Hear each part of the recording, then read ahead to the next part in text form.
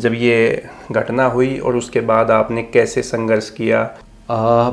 2002 में हमारे फादर का मर्डर हुआ।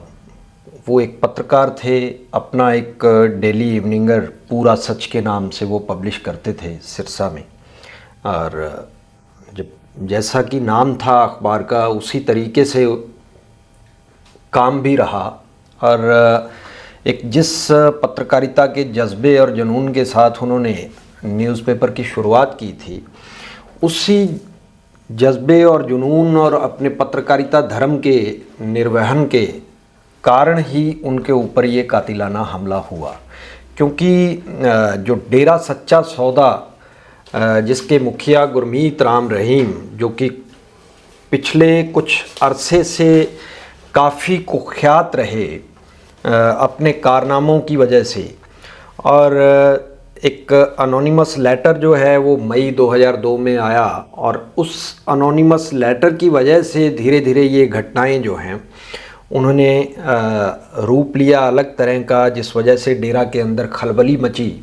अनोनिमस लेटर जो है वो डेरा की एक साध्वी द्वारा लिखा गया था, जिसमें उसने खुलासा किया कि किस तरीके से डेरा सच्चा सौदा के अंदर डेरा का मुखिया जो है वो डेरा में रह रही साध्वियाँ जो हैं उनका जिस्मानी शोषण कर रहा है और उनके साथ बलात्कार लगातार किया जा रहा है।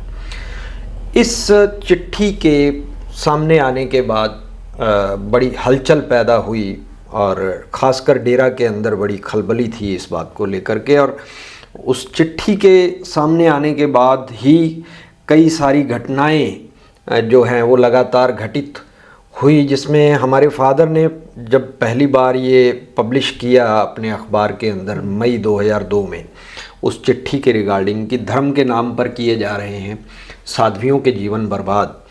और उसके बाद से ही उनको लगातार जो है वो लाइफ थ्रेट्स जो हैं वो आने शुरू हुए। और उसके बाद कई तरह की घटनाएं और घटित हुई, जो लगातार जिस तरीके से मैंने आपको बताया कि फ़तेहाबाद के एक अखबार ने भी इस पर लिखा। और जून 2002 में जब ये लिखा गया उनके द्वारा, तो उनके ऑफिस के ऊपर अटैक किया गया, और उनके न्यूज़ एडिटर और जो उनके मालिक थे उनके ऊपर अटैक किया गया, उनको जान से मारने तक की कोशिशें की गई। तो ये सारी चीज़ें जो हैं वो उनको हमारे फादर तर्कशीलों पर अटैक हुआ, उसी चिट्ठी के रिगार्डिंग वकीलों पर अटैक हुआ।